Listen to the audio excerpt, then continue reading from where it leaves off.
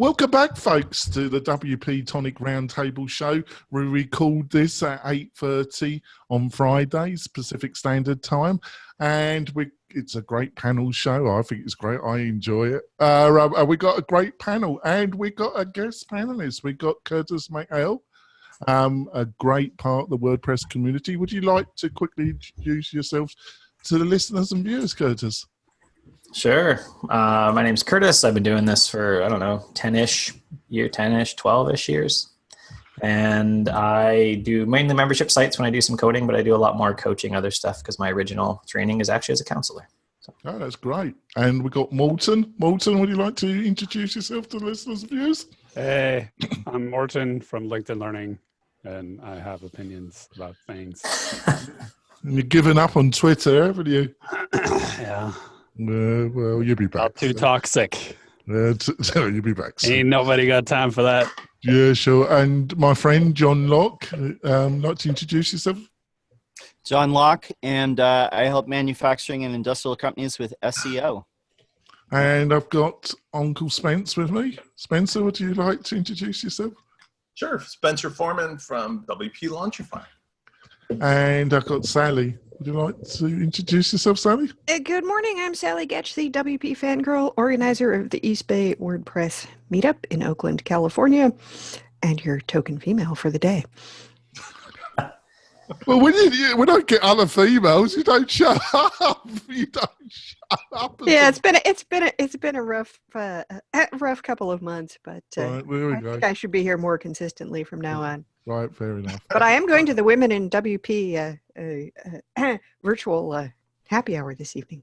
Oh, well, rustle up some other ladies to join the show. I will ask if anybody wants to be on the panel. Anybody's welcome. If they've got opinionated and they don't care if their name becomes mud, they're most welcome. I never pay attention to whether my name is mud. My clients don't seem to think so. Right, there we go. Let's get started. Pluginvulnerabilities.com is protecting WordPress.org support forum. What is protesting WordPress support forum moderators by publishing zero-day vulnerabilities. Well, that's a catchy headline if I ever read one. Curtis, what did you think of this little one? My first thought was, I purposely skipped the article the first time because I don't have time for that. I guess I'll read it because I'm coming on the show. I don't know. It seems like someone who's trying to prove a point that I'm not convinced they even have one. And especially releasing zero-day vulnerabilities like that, that's just not best practice in the industry, right? Like at all. You let somebody know, you give them, Google is 90 days. There's their like auto publish, and then you publish your research once it's been updated. So I don't know. It seems, again, like something I just don't have time for, so I didn't pay attention to it the first time it went through. There we go. What did you reckon about it, Morten? This story surfaced outside of the WordPress community almost a week before it surfaced inside the WordPress community. That's scary. Yeah. And it just happened to coincide with when I left Twitter, so I didn't tell anyone. Yes. No, it's... It actually first surfaced on Bleeping Computer on, I'm exaggerating, on April 12th. That was when it was first announced. It was, I think this is, this particular story is a lot about a specific individual who's doing something really, really, really stupid and irresponsible that might end that individual up in a legal situation at some point, because you could totally sue him for doing stuff like this. But the underlying story is one of a systemic problem within the WordPress community, which is there is no, like when communication breaks down, people aren't helped to process that in a rational way. So they end up feeling like they've been just rejected by the entire community for doing things. Like in this case, a security researcher who says that there are a lot of issues and keeps flagging them and gets no response or is ignored completely. And then the question is, like the particular thing that this person is doing is really stupid. But the underlying issue, which is a lot of security issues that are raised are just ignored. That's something I've seen from many security people, both inside and outside the WordPress community, that are talking about WordPress security.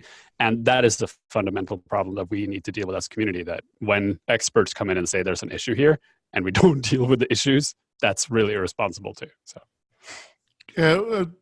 Also, I'm going to put this to John. There seems to be lately there's been kind of more security issues with kind of third-party plugins. But I definitely agree with Morton. What this guy's been doing on the forum, I would kick him out. Really, it's really a bit dicey. What do you reckon, John? Yeah, so there have been security, and this seems to be a cycle because about 4 years ago there was a security vulnerability in Revolution Slider that was covered up for like 8 months. But recently we had the social warfare thing, and then the really bad thing with the pipdig themes, where it was being employed for DDoS attacks and Bitcoin mining and all this other stuff. It seems to me that, the way that this guy went about it, he's trying to drum up business for his security service by exposing 0 days, which I think that's not a good way to do it. It's definitely not going to be accepted by the WordPress community, but was something that you said makes sense. There ought to be like a little bit more oversight, perhaps, in the plugin review and theme review teams, maybe like some additional people. I know there's a lot of volunteers, but these are servicing like 33% of the web, 34% of the web. There needs to be more than 2 people like having oversight. It's just crazy. Yeah. What do you reckon, Spencer? This whole situation is a symptom of the larger disease. And we were joking about it at the beginning. I don't have any ill will or feel that either of the 2 individuals that are continually stuck in the middle of this, which is Otto and Mika, if I'm saying that right, are responsible or ill-willed individually. But this disease this was a granola hippie community that grew out organically, and now it's become a real business that a lot of people use for their livelihood. I wanted to quote from Curtis because I felt the same way. It's like you can get yourself riled up at how repetitive this sort of stupidity continues to be, or you decide, I just can't take it anymore, almost like watching Fox News or CNN or something. It's like I just turn off the channel. So I want to preface this comment by saying I don't personally have anything to win or lose if Mika or Otto or this or Matt or who cares? There'll be something in its place. But to the extent that this is a pretty cool platform and a community, it does seem to be a shame that they're just repeating the same steps we see in human relationships, both personal and politically. One party takes over something and decides to do what they want, i.e. Jetpack becoming the do as I say, not as I do. Then the people who care about things like vulnerability, who try to speak up, get squashed by the same people who just happen to be the henchmen for that do as I say, not as I do thing, and they're also running the approval process, and they're in between this, and they're in between that. And so everybody sort of takes this approach like, either F it, I'm just walking away, or like this person, he kind of called out a Chris Pearson move, which is like Hail Mary pass. It did something ridiculously stupid and insane out of sheer frustration at like, look at all I've done, and now this is what I get for it. And it reminds me of that poor young lady who, we talked about a couple of weeks ago, I think it was Kristen, but who had the illness and had to walk away from being a participant. It's like, this is a repeating pattern. So I asked the question, because I still have a bet on the table, just as a bystander, will this lead to somebody finally officially forking it and putting a real infrastructure in place, like the governance project? Or will these guys decide to change their ways in some way? I really doubt it, but it's clear there's a motivation that's not aligned with the whole community. There we go. Let me toss something in really quick. There are 2 forks, Classic Press and Integrate Press. Yep, there certainly is. What do you reckon, Sally? You don't want to let Morton speak to the governance. Well, we should let Morton speak to the governance. I haven't been following governance that closely, but I never noticed that they were forking anything because they have enough to cope with. you know, this is terrible practice in terms of security to go and publish this stuff. If you follow the security world at all, which I did for a while because I had a client in that field, you know, there's a thing called responsible disclosure. But you know, I have heard from other people about cases of, you know, hey guys, I found this, you know, security vulnerability, and that gets ignored, and that's frustrating. And it does suggest that something needs to change, and that you know, while the response is inappropriate, it doesn't mean the problem is not there. And in a way, it comes back to other problems that, you know, the reason that you have you know, 2 people approving plugins is that it's a volunteer-based system, or it was when I was noticing it before. And so, you know, how many people have for years? It was like Mika and Pippin reviewing all of the plugins that came into the to the repo, because how many people have the time or energy or the skill to sit there and go through all of the plugins, even to see if they pass, you know, kind of a minimal security test. And you know, staffing is a problem in any volunteer-based system. Yep, it certainly is. Right, on to the next story. But before that, I want to talk about one of my great sponsors, and that would be WP Fusion. What is WP Fusion, my beloved listeners and viewers? Well, in your technology stack, obviously, you should have WordPress, and then we are in 2019, you should have a CRM. Something like ActiveCampaign, Drip, there's a whole load of them. And by the way, WP Fusion supports them all, or most of them, a very large list. And what it does, it really allows your WordPress website to really communicate with your CRM. And if you've got a membership website, a learning management system, WooCommerce website, that kind of integration is what you need for 2019. If that's really interesting, go to the WP Fusion site. And by the way, they're giving us exclusive offers to you listeners and viewers. You will get 25% off any of the packages. All you have to do is use the coupon code WP-Tonic uppercase, and you'll get 25% off. And what the developer's been telling me, a lot of you have been using that. So on to the next story. YouTube Premium subscribers might soon get $2 monthly to send to their favorite creators. A little story, but I thought it had some interesting overtones. Blah, blah, blah. Let's go with Spencer. What did you think of this one, Spencer?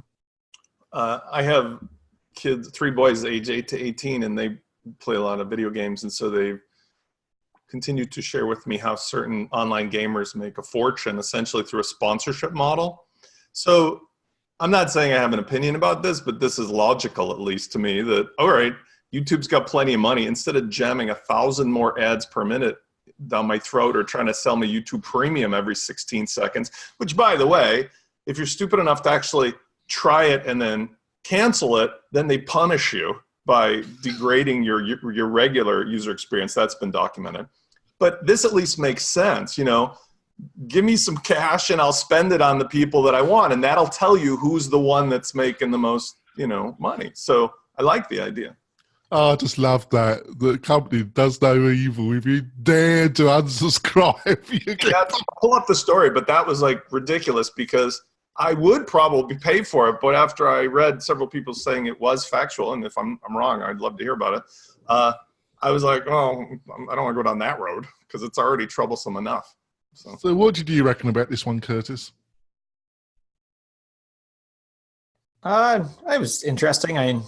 I do some YouTube stuff. I would love to monetize at some point and do other things to make some more money for the honestly massive investment that video takes. Takes forever to do it. Yeah, it would be great. I don't know. My first thought was actually of my children who are young and they follow this lady who unwraps toys who has like crazy fingernails and again makes millions of dollars. And has like a that's how you do screechy voice, like They watch it. And I'm like, seriously? They're like unwrapping Kinder Surprise. And I was like, well, I guess Right. someone could give her $2. Topic for the show, John. Weekly manicure tips. Yeah, exactly. I'll get off this. Moulton, the other reason I put this in is it's kind of linked to some of our previous discussions, Moulton, where about the internet being free, and it isn't really free at all. And I think this is, people struggle, this increasing demand for content, and they struggle, and it seems hard to find some way to monetize it. Am I on the right track there, Moulton? And you're muted. Yeah, I think so. This is like, you can read this in several different ways. The one question that immediately arises from this to me is, does this mean that not as many people are actually paying YouTube creators through super chats as was originally expected, so that they are kind of trying to nudge people to be aware of the feature and use it by saying, hey, here, take some of your money and put it towards people. That might be an underlying reasoning for this, but overall, this is the move that I'm expecting we'll see from a lot of creator channels, that people will be able to push their money towards specific creators instead of just generally spreading it evenly around. I think it's necessary to put value to content creation.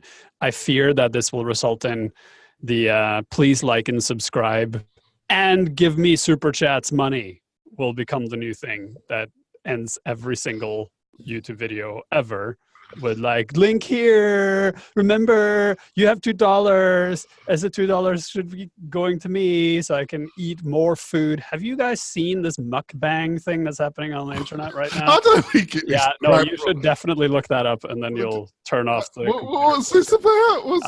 It's not offensive. It's literally a trend of people just eating enormous quantities of food. Well, that's the average American, isn't and it? hundreds of thousands of people watching them do it. But when I go to my, when I ever go to I don't know. That sounds pretty offensive to me. Well, it's like, yeah, it must be whatever. bloody offensive to anybody who hasn't got enough to eat. Anyway, this is the direction we will be going. This pay for content model, or pay to support model, is similar to Patreon, right? It's like YouTube. Yeah, Patreon. YouTube just invented Patreon. Yeah, my question as a YouTube premium subscriber is, will this suddenly at some point turn into a $2 increase in my fee? I suspect that Well, it is your money they're using, right? they'll slowly like up the fee so that they recoup that money that they're giving away. And then all of a sudden my fee will be $2 more. And they'll be like, see, we're giving $2 for your money. It's like, no, you just took $2 more from me and forced me to pay the guy who builds guitars out of garbage to, like, I'll have a hard time remembering that I need to give $2 to people and picking who I give $2 to, because I generally don't follow YouTubers. I just use YouTube for other things. So we won't go there. And I have to say, like, YouTube Premium is actually worth the money simply for the complete lack of ads. Yeah, well, but the thing is, I do. I've been tempted, but then I learned what Spencer pointed out, and I thought, fuck you. But if you don't, here's the thing. If you don't have YouTube Premium, you are paying more money through being constantly exposed to very, very, very aggressive advertising than you are by paying for YouTube Premium. This is the same thing with, like, if you pay for HBO, you are actually paying for not being inundated. No, but I gotta tell you this. It's and you're not impervious to advertising, Jonathan, even though you no, I'm not. I like some of the adverts, some of the stuff they show me. I'm interested in. It's just they've got this habit of showing you repetitively the same product. That's the brainwashing part. Yeah, and I'm absolutely not interested. A lot of it, I'm not interested in that particular product. You just described advertising. That is literally what advertising is. Yeah, but no. Well, we've had this discussion and we don't agree here. I don't. when you're interested in a product or service and they show you a advert and you're interested in it, I don't think it's much of a problem. When they keep showing you the same freaking thing for days on end, and it's totally obvious you're not interested in it, I don't know why they do it, because it actually peeves me off to the extent I will never buy that product ever. But what do you reckon, John? What do you reckon? Yeah, so the worst offender for me with the ads is Grammarly. Like every video I watch, there's a Grammarly ad. A Monday. And Fucking hello, CRM. Monday. I'm never using that fucking CRM ever, Yeah. because the amount of times they fucking showed me that advert. Yeah, It's like productivity and collaboration. You'll need to clear your advertising settings, people, if you keep getting into the same ads. However, I think we have something to point out here, which Jonathan did not grow up in America, which means that you were not watching TV as a child in the 70s and 80s and seeing all the same ads all the time, to the point where like you can still remember all of the jingles. That's why Americans are bonkers. Is that the reason? It could be commercial broadcast TV from when we were young. Right. And Morton is correct. That is how advertising works. Sally, it's not. Repetition and repetition.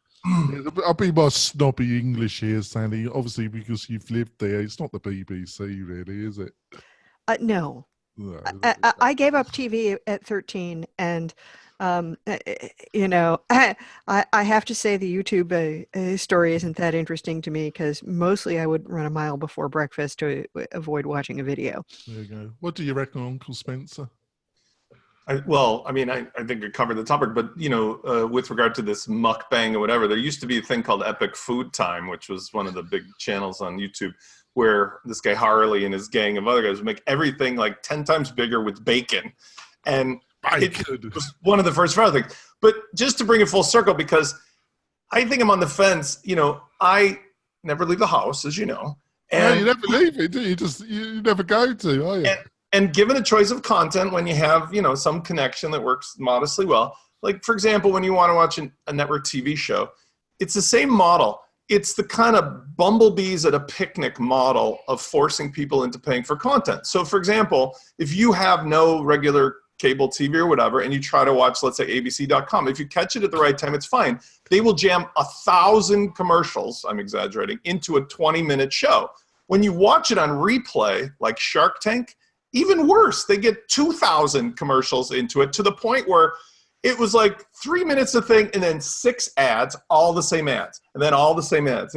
So the point I'm getting at is that I do think Morton is really getting to the heart of this, and I am on the fence of just saying, what is my choice? Can I suffer wasting any more of my life on just hitting not relevant, not relevant, not relevant, or just say F it all, pick one source and just pay for it and call it a day?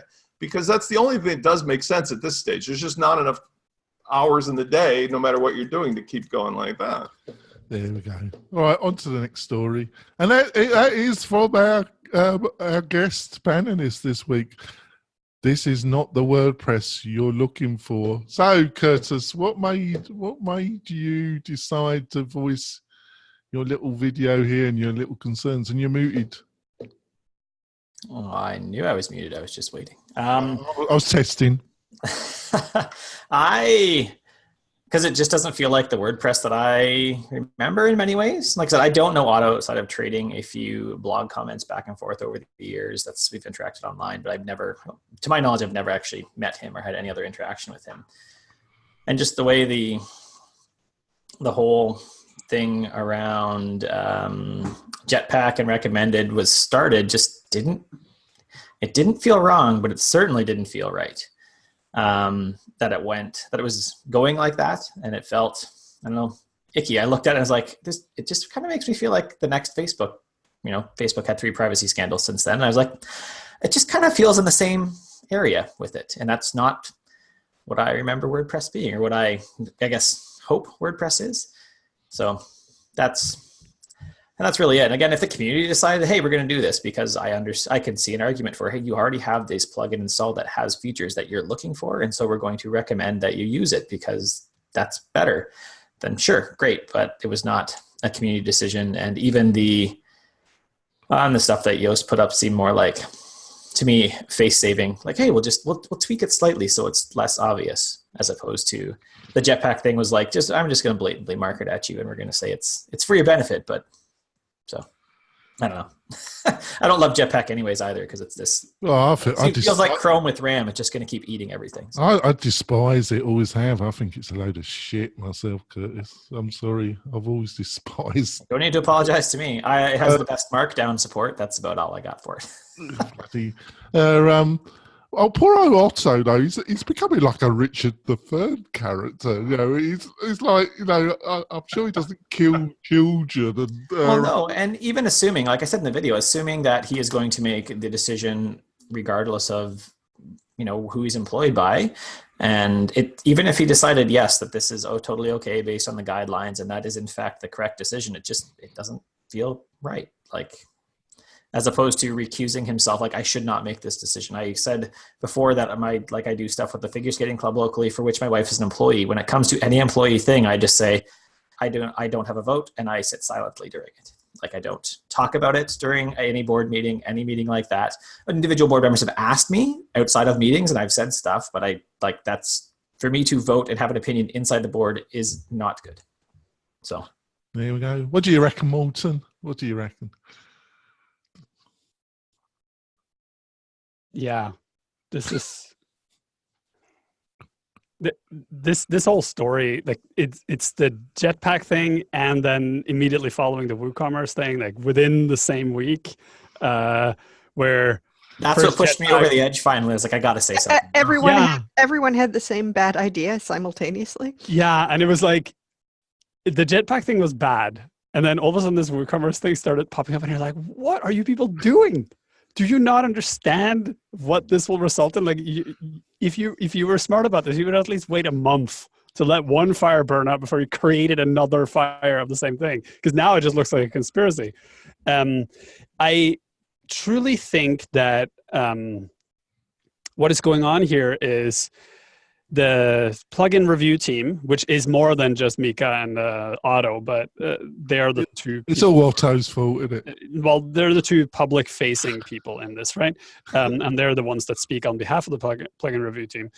The plugin review team has been working for a long time on trying to review the plugin review process and change the rules to improve them.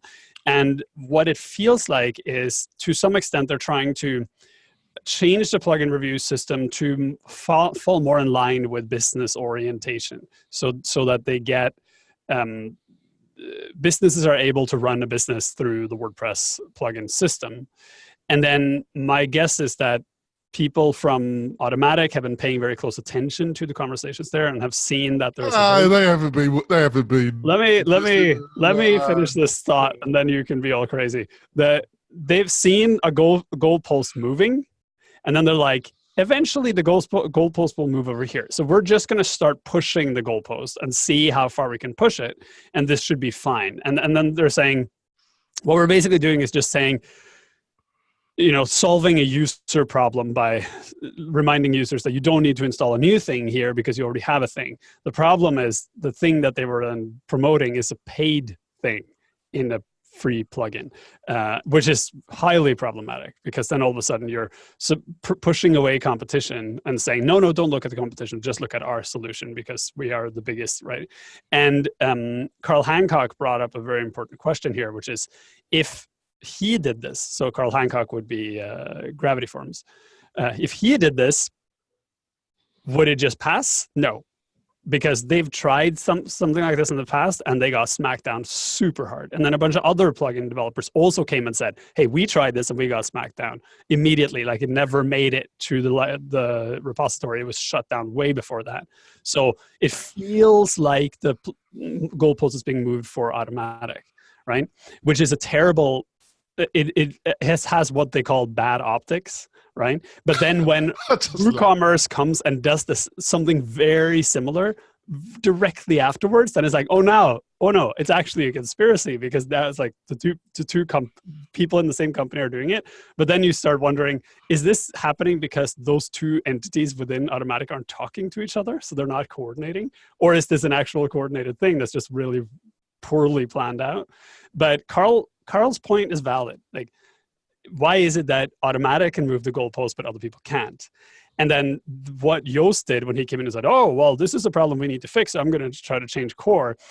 To me, that didn't read like Yoast trying to protect Automatic. To me, that read like Yoast going, awesome! So now Yoast products are going to cram your interface full of things and just completely... And they've never done that, have they, really, Yoast and your bloody plugins, have you? You never crammed. No, but like, that's Yoast. That's Yoast. Yoast is a business person. He is a very aggressive business person. And of course he would jump on this and go, oh, you know, you move this goalpost, I will like cement it into the ground right here, right now, before anyone has a chance to do anything about it. Yes, and that's the thing. Once everybody starts doing it, it's terrifying. Yeah, it destroys everything. Windows which is 9. what I said on Twitter, and then I was like, okay, goodbye, you people. See, this is why I've started talking about it in private Slack channel with other people and not... and waited. Oh, so that. If they get onto Twitter, upset the fuckers. That's what I say. You're swearing so much today, Jonathan. It's Morton, you're contagious. I'm swearing. I'll probably get... But I do make it adult only. I do make it clear. So, you know, don't let your... Gosh, some people might subscribe and be really disappointed. I just think that mood. I just think it's a load of crap. It's got me off on this YouTube story and their bloody adverts. What do you reckon, Spencer? Well, I suppose we already know Otto's not on the list. You're not a fanboy of Otto, are you? I watched that Dick Cheney movie a couple of weeks ago, and it just, again, I'll draw the parallel to politics and administration. A man that kills his friend. So the point is that you're too innocent as a human being if you believe the world is as they teach you in school and everything. The world works in the way that it has always worked. But the point is drawing a parallels between this company and, let's say, the politics of any administration. The thing that I see happening here is it's nothing bad about the henchmen, Mika or Otto. They just happen to be forced out because in the old days, they're like, again, like Sally said, there was only 2 people that would bother taking on a Sisyphean task of looking at all these plugins and so forth. But now they're wearing the hats for everything, much like, let's say, our current administration. But when you look even at the parallels of what happened with the Bush thing, whatever, it was like that whole thing in the movie was about how can we take the system that was designed for this, like hippies running a blueberry farm of our constitutional rights, and turn it into a private money-making endeavor, even if that means an abuse of power. So look at the parallels here.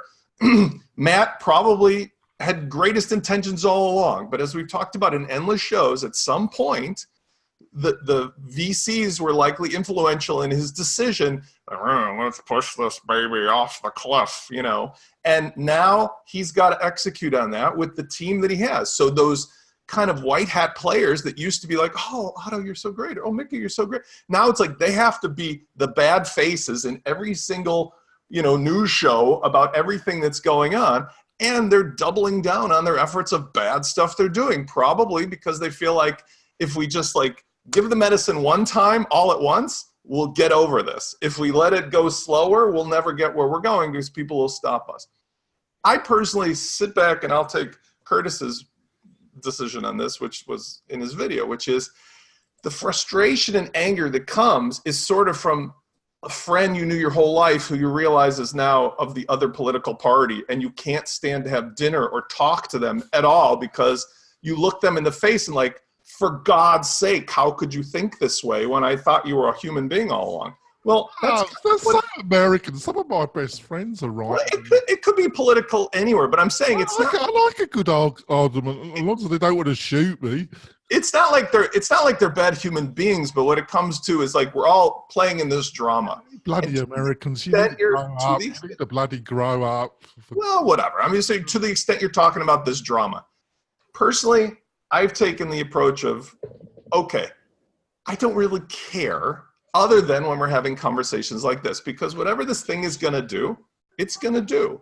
I feel bad for people who have truly their livelihood tied up in being something in that ecosystem, whereas for me, my clients don't really care if it's WordPress or anything else, but it's just, it feels as uncomfortable as it does when I find out that some of my friends are like wearing MAGA hats or something like that. It's like, come on.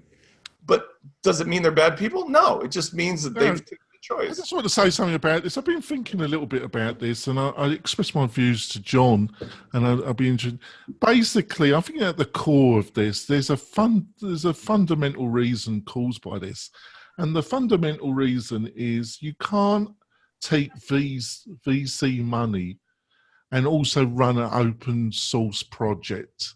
And what Matt has tried to do, and he managed to kind of juggle those two polar opposites. You can't, trying to, I'm even amazed that the VCs even gave him the money, but he is very persuasive. But it's a contradiction in terms, having an open source project and also taking a load of bloody money from VCs. To me, it's like night and day. It's like it's heat and cold. The two things, and he's juggled it very well for a number of years. But I think things are hotting up for him. What do you reckon, John?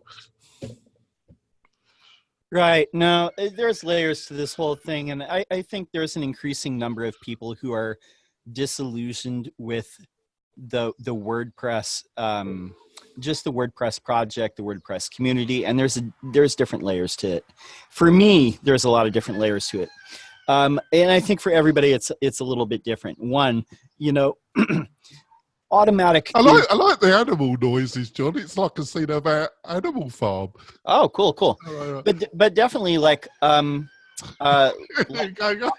Automatic is in full on monetization mode. They've taken VC money, and as we've talked about before, I don't think that Matt really has a choice. He has to implement these things to get the return on the VC money. So for every dollar of VC money that puts in, they got to make like 10 or 100 back or whatever. They're obviously going for a moonshot. So the people that work at Automatic, of course, they're the henchmen, as we've talked about. They're invested in it because they feel they're doing the right thing. It's their jobs on the line. Also, people who I say like their identity, their whole identity and their fame and their money is all tied up in being identified as a WordPress expert. Those people are not going to publicly speak to this. Even if they feel that way, they're going to, hold back a lot of it because they have to make sure that they're still in with the right people that are in positions of power. For me, there's a lot of disillusionment with it as well. And I think a lot of it has to do with, there's a lot of cool people. People on this panel are good people, but there's a lot of people who are like really cliquey, 24 people or so that think that they are the WordPress community, which is, it's weird. It's like how 33% of the web can be, WordPress, but yet only a handful of people really truly represent WordPress. And also other things that just rub me the wrong way, such as, how, I'll just say it, like how Yoast became the marketing director of WordPress. A lot of it just is icky to me. So for me, there's a lot of different layers of disillusionment, and a lot of people feel the same way. This project is basically, it's being presented as open source, and people are like, we're going to pay our company employees to do 5 for the future. But really, it's all, building up this thing that Automatic is going to make money off of. It doesn't really make sense to me in the same way. Like Spencer said, it used to be a hippie granola community, and now it's something totally different. It feels like more corporate to me. That's the only way I can put it. So. All right. We're going to go for our break, folks. We'll be back in a few moments with a couple of other stories. Be back soon. Coming back. I've been foul-mouthed. I'm in a grumpy mood, listeners and viewers. Anyway, I don't know why, really. I'm so old. But there we go. We had animal sounds, chickens, no pigs though. Curtis just looks like, what the hell did I come on this show? Yeah, but there we go. He's seen it all. He's a man. You love your wilderness, don't you, like Curtis? Don't you?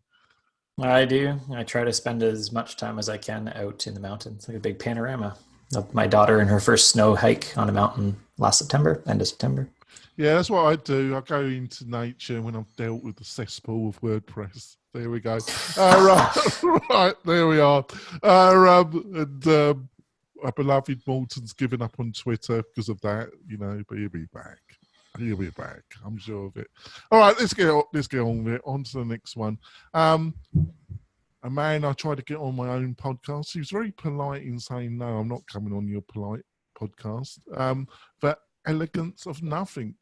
I think it's just a fantastic title. John, you kind of sent this to me. Why did you like this one from our insightful marketer guru? Yeah, definitely. So, like I said, like Seth Godin holds a special place in my heart. Like when I first was learning web design, I used to, ride the bus, and I would read Seth Godin's daily blog on my little pink Razor phone.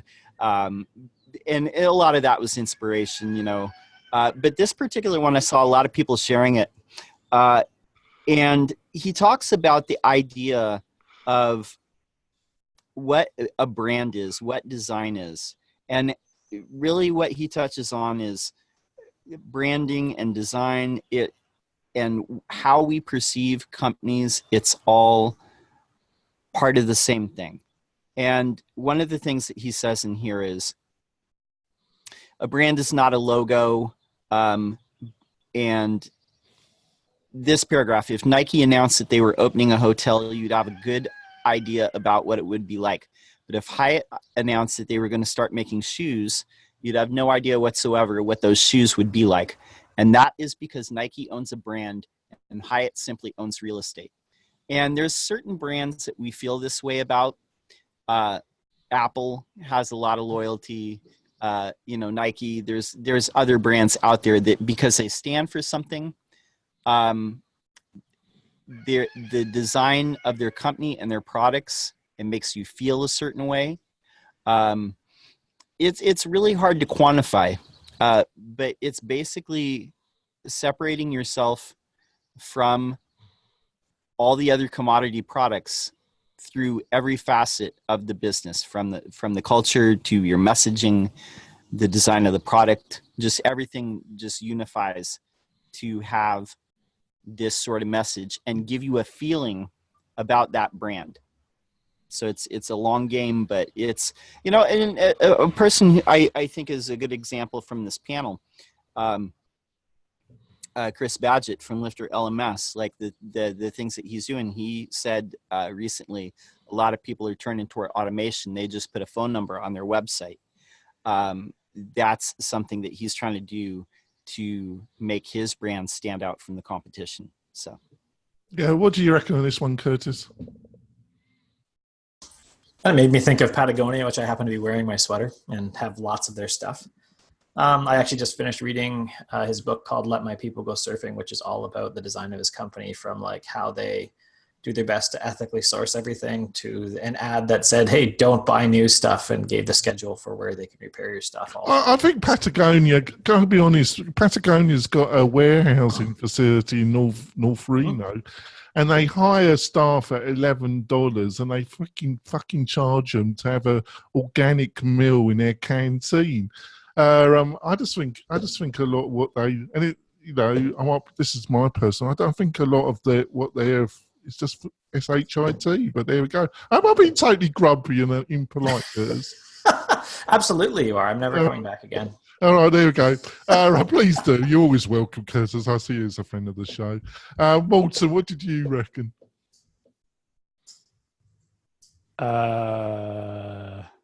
Sure. I mean, minimalism is attractive right now because it's in trend. He's mentioning Muji off the top there, that Japanese brand that sells organization tools and the boringest clothes in the world. And it's a style. And it's just like, that is the Japanese version of normcore, which is the thing that the hipsters have been doing for a while now. It's going to swing back. It's going to be all cat prints on everything. And, the what do they call it? The Canadian tuxedo, the whole like dungarees from top to bottom thing is coming back now. Like fashion is a swinging thing, right? What I always found interesting is that people... But can we please skip the polyester leisure suits? Yeah. I'm sure it's coming back with some sort of anti-smell feature. I think that's what killed polyester, is that you smell so bad when you wear it. I think what he's talking about. That's what my last girlfriend said. What he's talking about in this article is this idea that there's some brands where you don't own the thing from the brand. Let's say I'll quote him because that makes it more. Like he says, the artifact is only an artifact. It's not the point. It's a souvenir of the point, right? So you're not buying a Louboutin pair of shoes because they're comfortable to wear. You're buying a Louboutin shoe not because it has a red sole. You're buying it because by wearing those shoes and people seeing the red sole, you are communicating something about yourself that you want people to know about you, right? Same reason why kids buy like $800 basketball shoes and go to school with them, right? That's like buying a Ferrari and using it to pull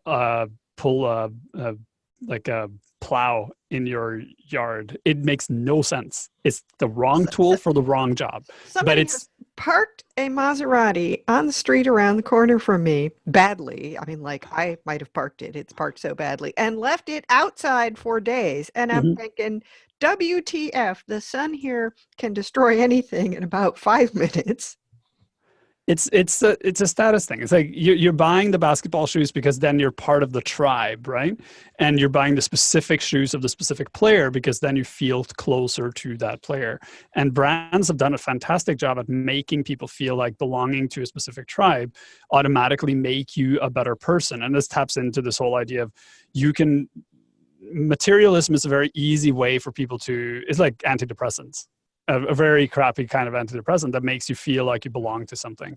I'm reading a book right now that's called Lost Connections it's a guy that's gone on a journey to try to figure out what depression is and why it's caused. And he has the whole chapter on this idea that some depression is caused by this detachment from what matters in life and this focus on materialism as a source of happiness. And he talks about exactly the same thing, but from the other side of it, to say that this tendency that we have to gravitate towards brands that either make us feel good or make us feel part of a tribe actually detracts from the realness of life, because you're no longer trying to find your tribe. You're just trying to buy an Apple phone because the Apple phone makes you part of a group. But it doesn't actually make you part of the group. It just looks like it's making you part of the group. So it makes you unhappy because you get this fleeting part of like, oh, look, I have the new shoes. I have the new car. I have the new whatever. Oh, I'm so fancy because I have this thing and I spent a lot of money on it. And then 10 minutes later, you have to find the next thing to give you that same instant high. And then you just spend all your money. And this is a designed system. This is how over 100 years, psychology and marketing has worked together to figure out exactly how to hack people's brains into buying more crap, right? So, like, yes, sure. Don't get me started on the beauty every single profit from making people feel bad about themselves. Like one of the things that bothers me about reading things that Seth Godin talks about and Gary Vee talks about and all those people is that they are basically stating what psychology has known for the past 30 years as if it's some sort of revelation. And I understand why. It's because they are talking to an audience that isn't in the family of a psychologist or hasn't studied psychology in great detail. But the reality is they're uncovering this. Psychologists discover these tendencies in people and say, this is bad. And then marketers go, oh, cool, we can hack into this and make people do things for us. Awesome, we're going to do that. And then Seth Godin and all the other people come and say, here is this interesting phenomenon that happens where if you trick people into thinking that they will be better people by buying this product, they will buy the product. Interesting insight. And then all the people who read his blog go, oh, cool. How do we do this? Right? This is all malicious at the bottom of it. It's not intentionally malicious from Seth. It's malicious because this is something that we know is bad for people. Yeah, I understand exactly what you're saying there, and you made some excellent points, and I agree with a lot of it. I just feel that sometimes you just take it a little bit too far, Morten. No, I don't. That's why you have him here. That's why, yeah. I'm not taking it too far. This is all like I'm actually talking based on science here. This isn't me being crazy. This is literally No, saying, I'm not saying. I didn't say that, did I? I just said I was being very English. I just saying you're putting it a bit too far. Sally would know, my English terminology. But no, I do understand, and I do think that that thing. Kind of, I have bought into the Apple ecosystem, and Curtis. That was spelled with a G, right? What? Sorry, you lost me. Ecosystem. Ego, yeah, that's all right, ego. But kind of Curtis made a little video about him buying a Mac Mini, and it might be his last one. See, I do watch your channel, see, Curtis. And I bought this laptop, and I've got an iPhone. But I like to think I bought it because I'm lazy now, and I just didn't want to buy a PC and have to change so much. A bit like what Curtis said in his video. And I kind of bought Macs because I was prepared to pay something a bit extra. But I like the software and I like the Apple Store and being able to pop in, and it seemed a bit better made than. And I was going to keep it for 6 or 7 years. I tend to try and buy things that I'm prepared to pay a premium price if it will last longer. So I like to think I'm just not buying something just because it's got some logo. I want to know the reasons, but I don't know if I'm kidding. Am I totally kidding myself, Spence? Well, probably because everybody is. We really delude ourselves about why we make purchasing decisions. That's just, we decide emotionally and then come up with rational justifications for it.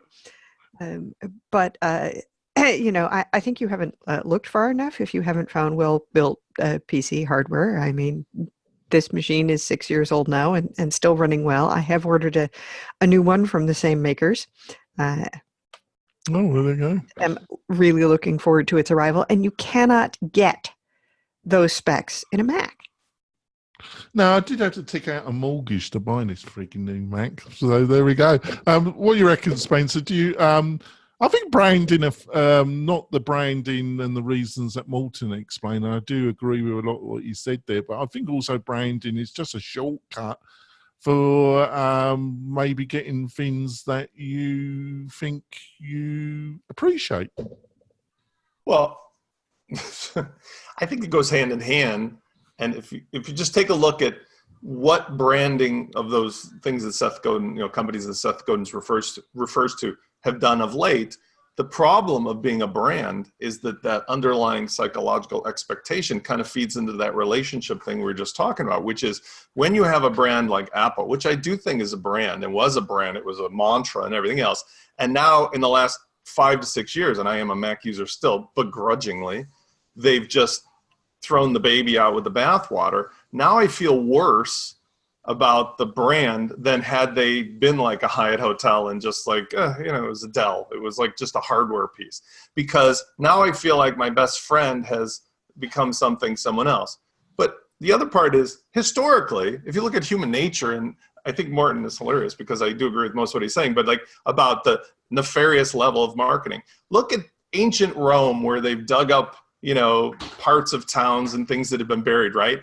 They see people doing the same crazy shit that we do now. Like there's like toilets that have graffiti, Caesar has a small dick or something. I mean, people's weird behavior and responses are historical. We just, through civilizations, keep repeating them. In the medieval times, I'm sure there was like, hey, buy this rat catcher, it's really awesome, and so forth. We're just the latest incarnation. So I think the only thing that I love Seth Godin, and I love the fact that he's always really like a grandfather of this whole marketing thing. But I think that his stories and tales may be evolving as a result of how fast things are moving in today's world. When I started reading Seth, things were old school TV, old school print, old school ads. And while his points are true, I think anybody who's not of our age doesn't respond the same way as people of our age.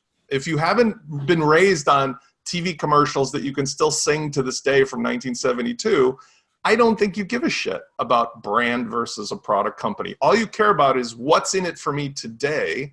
And that's where we have this, like the thing we started today with, like YouTube trying to annoy me until I give up and give them the money. They don't think like, oh, will you ever love us as a brand and as a thing? They're just like, we need the money today.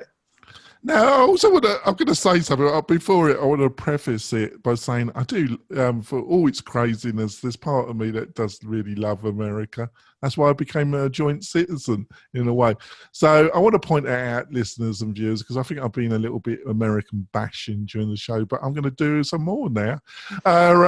It's this franchise language, especially in the sports market, which seems to have infiltrated the business. Because I was at a meeting last week at a medium size, and they were talking about the franchise, and it's like these American sports. They like, they move cities, and like, how can you move your fucking sports team to another city? And what is it? Because in Britain, it'd be like Liverpool Football Club moving from Liverpool. But Jonathan, how many players on Liverpool are from Liverpool? How many players on Liverpool are from UK at all? England or the rest of the UK? I mean, professional sports is nonsense. It's like the Vancouver Canucks. There's like 2 people from Vancouver on that team. Right, and it's like none of professional sports makes any sense. But I'll say, but they're not going to move from Vancouver, are they? To this whole. Well, the Vancouver Grizzlies moved somewhere else, so yeah, no, that does happen. To this whole marketing thing. Think about this next time you go out and buy clothes specifically. Why is it that you pay extra money to buy clothes that have the logo of the clothing brand on it? Notice this sweater I'm wearing now has no logos on it. I very specifically buy clothes that don't have logos on them because I'm not willing to pay extra money to be an advertising machine for a brand. But the reality is a lot of people will specifically buy clothes with brands on them, or even buy fake clothes with the brands on them to make them part of a tribe. So next time you go out and buy clothes, actually think about it. Like, look at the thing and say, Martin, why are most of my clothes with a come logo from on it? Charity shops. So, Yeah, but still, like, why is it that we buy clothes that have advertising right on? Morton, it's not just to be part of a tribe. It's to signal to all your peers and all the people around you that I can afford to buy these like expensive clothes. Of course. It's the same thing as grade school. Of course, My daddy and mommy bought me designer jeans. This is a systemic problem with human beings, and this is something that we need to combat by changing our behavior. And reading a blog post about how well this works is not helping that situation. I see where you're coming from. All right, let's wrap this puppy up, and the chickens and the pigs and everything else I've been talking about. Let's go for the tips of the week. My tip of the week is Sendinblue. And what is Sendinblue? It's a marketing automation email company. They're French. I won't hold that against them. I love the French like the Americans. But I've been looking at it because it's impressive what they're offering. And it integrates, their plugin that integrates with WordPress is quite impressive. Go and have a look at it. It'll be in the show notes. Go to the WP-Tonic website. Let's start Morton. Morton, have you got a tip or something you want to share with the listeners and viewers? Yes, I have a book because apparently that's what everyone is doing. You should go read Lost Connections by Jonathan Hari. It's a good book about what people are thinking around the brain and depression and how people are dealing with it in the modern world. Also, WP Rig beta, version 2.0 beta was released earlier this week. So go check that out as well. And Curtis, have you got something you'd like to bring to the attention of our listeners and viewers? I will bring Start, Love, Repeat, which is about, I guess, living with an entrepreneur. And it's good whether you are living with an entrepreneur or you are the entrepreneur, just good advice to like keep your marriage strong. That's something that I think is very important. If you have business success and ruin everything else, then I still say you're a failure. So. Yeah, that was very wise, actually, Curtis. I'm impressed. I normally am with your views. John, Got anything you're plugging you like to point out? No, I got a book, and this just came out this week. It's by Mike Montero of Mule Design, Another Renegade. And this book is called Ruined by Design, How Designers Destroyed the World and What We Can Do to Fix It. I have this ordered right now. If you watched his talk from Webstock a couple of years ago that was similarly titled, you would know right now ethics in technology and design and all aspects of design is more important than ever. And a lot of people are abdicating their responsibility by saying, well, I'm just, following what my boss says. I'm just following orders. And it's leading to the destruction of a lot of things. So if you're a designer, or if you're involved in design in any way, this book is an advocation to, take responsibility for what you put out into the world. We are only obeying orders. So sorry, that was terrible. Spencer, got anything? Yeah. Surprisingly good thing for somebody who was listening to our discussions about whether WordPress implodes, React.js type interfaces, or how to do things in a new way for marketing with caching. We covered these topics before. Product that's been around for a while called Brizzy.io. What's interesting to me about it, I've been testing it, is it essentially solves many of those three problems in a way that folds into your WordPress ecosystem. It works as a free plugin that also allows you to have like typical page builder stuff, but it does things in a unique way because it also has a cloud-based service that lets you build landing pages there. And for any client that has a need for creating flows and checkout things and everything else, what it does kind of uniquely is it gracefully integrates and it gives you 4 ways to use the content. WordPress natively, you can connect your subdomain or domain to it. You can use their online domain. You can download an HTML file, or you can download a file that is using Symfony that synchronizes the cloud thing to your display.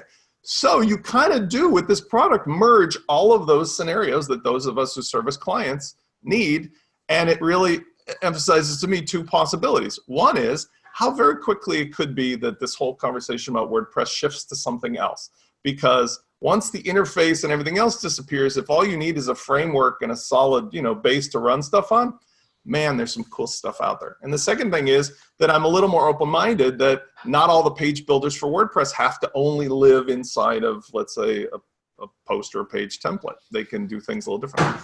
Yeah, I think you're right, Nick. I watched from Adam from WP Crafty's recent video. He did a review of it, and the functionality, I agreed with you. They're doing some really interesting stuff. My initial reaction though was, "Oh God, another page builder! I can't go with it." Exactly. Except when I actually got into it, and that's why everybody should check it out. When you actually use it, you realize how different it is. The most important difference is it is built by designer people who know what it's like to make something beautiful easily, whereas all the other ones, and I love Elementor, I think they're killing it. Divi is for whatever purposes, but it's different. So it's worth checking out for anybody who's kind of like I was as well, like you said. And the thing that I'm using it for right now is to just do the landing pages as a flow for a client that break out all the other complications, because when you can have the pages anywhere, essentially it's just like stacking dominoes and just connect A to B to C to D to E. And then, oh, by the way, there's a checkout link at the very end that goes to your WooCommerce site and takes the money. Ta-da. And it does it so fast that it avoids all the PHP of the WordPress core. So yeah, he's interesting. Sally, got anything? Yes, it's the book week apparently. I am reading Everyday Information Architecture by Lisa Maria Martin. It's from A Book Apart. And even if you have some knowledge about this, it is worth getting the refresher. And I'm thinking about, I should possibly have some of my clients read this because they wonder why I badger them about actually structuring their endless content to make it easier for people to find things. Exactly. All right, then, Morton, how can people find out more about you or your views and what you're up to? It's definitely not Twitter, is it? You can find me on LinkedIn under my name, which is long and complicated. Nobody goes to bloody LinkedIn. You're wasting your bloody time there. All right. Sure. Go back to Twitter, for God's sake. Curtis, how can people find out more about you? What are you up to? I'm Curtis McHale everywhere. CurtisMcHale.ca because I'm Canadian. So Yeah, you're proud of it, aren't you? I am. There you go. Oh, you should be. Canada is a civilized country. It can be. Compared to the U.S., I don't think that there's very much doubt. Yeah, well, there we go. Then have you seen the Canada's going to build a wall YouTube video? No, but I would like to. I will put it in chat. I know Morton's seen it, but all right, there we go. I'll put that in chat. John, how can people find out more about you, your thoughts, and what you're up to? You can find me at my website, which is lockdownseo.com. And also, I would encourage you, go to my YouTube channel, just search hashtag lockdownseo, because I am publishing every single day on the daily. Today, right before this, we started here, I published a video called Stop Crap on Google Maps. Would love to see you subscribe. Crap on Google Maps, yeah, sure. Yeah. Oh, I'll go and look at that. That sounds interesting, actually. Uncle Spencer, how can people find out more about you, what you're up to? Yeah. If you're somebody who's struggling with the mechanics of building a successful membership site on WordPress using marketing automation, I'm over at WP-Launchify.com or on YouTube at WP-Launchify. You will not find me on Twitter. Probably never on Instagram, and very little anymore on Facebook. But I do have this button that lets you have a direct phone call with me for free. And I will take out my little book and make notes like it's 1972. Notes? I keep calling you Uncle Spence. If I keep doing it, you're probably going to use it in your marketing at some stage, are you? I like that. Yeah, if I can get a little icon on. That's right. Talk with Uncle Spence. $1 per minute. Yeah, go ahead. It's okay, lad. We'll be fine. We'll be fine. Sally, how can people find out more about you? What are you up to? You can actually find me on Twitter because I seem to have avoided most of the toxicity. And I am at Sally Getch on Twitter. If you can spell my name, you can find me since I am unique on the interwebs. Yeah, I've had a better day because with our last week, we changed the format because some possible clients started swearing at me before the show. There we go. It's been a great show. We've got another guest next week. Lee Blue is going to be joining us next week as a guest panelist. It should be interesting. Curtis, thank you for coming on the show. It's been a great blast. Hopefully you'll agree to come back on. And we'll see you next week, folks. Bye. Bye.